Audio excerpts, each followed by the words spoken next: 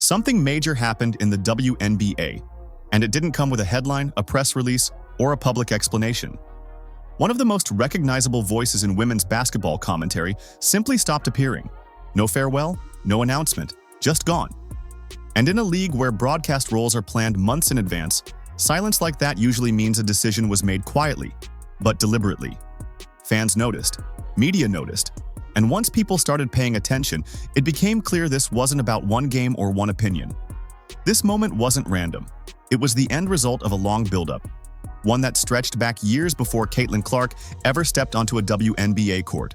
She got fired, but it looked like you got fired, bro. It looked like she got fired. I just gotta keep it real. It looked like she got fired. Long before the recent media controversy, Sheryl Swoopes had already faced professional challenges outside the spotlight. In 2016, during her time as head coach at Loyola University Chicago, concerns surfaced internally about the team environment. Multiple players expressed discomfort with how the program was being run, prompting the university to conduct a formal internal review. By the summer of that year, Loyola made the decision to move in a different direction. The university later clarified that there were no NCAA violations involved, but concluded that the overall environment no longer aligned with the program's standards. At the time, it was framed as a difficult transition, a reminder that greatness as a player doesn't always translate easily into leadership roles. That chapter seemed closed, but years later, similar themes would resurface in a very public way.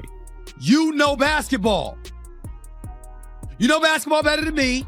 You know basketball than any of the pundits. You know basketball better than most of the men that play basketball. There is no way in hell you just accidentally left Caitlin Clark's name out of that soliloquy that you dropped about the Indiana Fever. Stop it.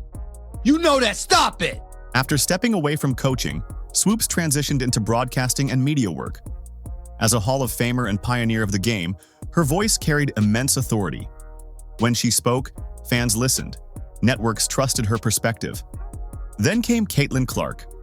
Almost overnight, Clark became the most visible figure women's basketball had ever seen. Record-breaking performances, sold-out arenas, ratings that pushed the league into mainstream conversation. With that attention came debate, and Swoopes emerged as one of Clark's most persistent critics. At first, it sounded like normal analysis.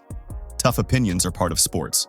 But over time, the criticism narrowed, focusing almost exclusively on Clark, and the tone began to feel different. You asked me about Caitlin. If you're going to break a record, to me, if it's legitimate, you have to break that record in the same amount of time that that player set it. Okay. Right? So if Kelsey Plum set that record in 4 years, well, Caitlin should have broke that record in 4 years. But because there's a COVID year, and then there's another year, you know what I mean? So she's already had an extra year to break that record. So is it truly a broken record? Fans began noticing issues that went beyond opinion. Statistics were questioned. Clark's usage was described in exaggerated terms. Her NCAA scoring record was framed as questionable. Even her eligibility timeline became part of the discussion. The problem wasn't disagreement, it was accuracy. Many of the claims were easy to verify, and fans quickly pointed out inconsistencies between the commentary and publicly available data. Clark broke the scoring record in the same 4-year time frame as previous record holders. Her shot attempts, while high, were not unprecedented. That's when the conversation shifted. It wasn't, "Is Caitlin Clark overrated?" anymore. It became, "Why are these facts being framed this way?" I've known Sheryl since she was in college. I helped do her shoe deal with Nike in 1993, took her to her first SBs. I've known Sheryl, I've coached her, have a lot of respect for her. I called her when Caitlin was still playing at Iowa and she had just broken Maravich's record. And it was all over the place, as you and I have discussed, that there was this quote by Sheryl that said, Caitlin was, 25 years old. She was, 24 years old. She was a fifth-year senior. Right. She was taking 40 shots a game. Her records were illegitimate. They ain't got Sheryl no more. Sheryl's gone. Sheryl's gone. Nancy still got her job, though. Nancy still got her job. They got Sheryl built. They got Sheryl built. See? Sheryl was there last year. Once respected basketball figures started responding publicly, the situation escalated. Analysts, former players, and media personalities emphasized that criticism must be rooted in facts, especially when discussing a generational talent whose visibility impacts the entire league. Some pointed out that Clark's name was being excluded from conversations where her impact was undeniable. Others questioned why her accomplishments were being framed differently than similar achievements by past stars. The key shift was this. The debate stopped being about Clark's play and became about the responsibility of media voices shaping public perception of women's basketball. As the controversy unfolded, Caitlin Clark's popularity only grew. Attendance numbers climbed, merchandise sold out. Road games felt like home games for Indiana. Fans didn't just defend Clark, they defended what she represented: growth, visibility, and momentum for the league. Every critical comment fueled more discussion, more engagement, and more scrutiny of the commentary itself. At that point, perception mattered. And once fans begin questioning intent rather than analysis, trust becomes difficult to repair. Then, something changed. Broadcast lineups for the new season were announced. Sheryl Swoopes' name was missing, then missing again, then missing everywhere. Other analysts returned to their roles. Some who had publicly defended Clark remained prominent. But Swoopes' presence quietly disappeared across the league. There was no official explanation, but the pattern was impossible to ignore. This wasn't about one network or one team. It looked like a league-wide shift, a decision to move forward without controversy attached to the microphone.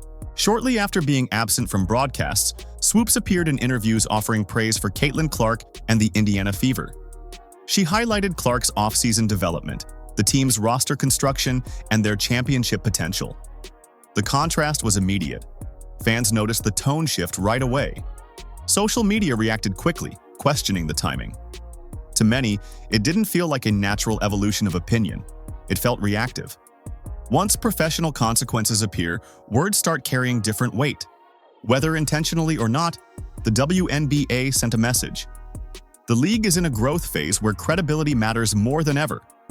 When one player brings unprecedented attention, the league can't afford narratives that undermine that momentum using questionable framing.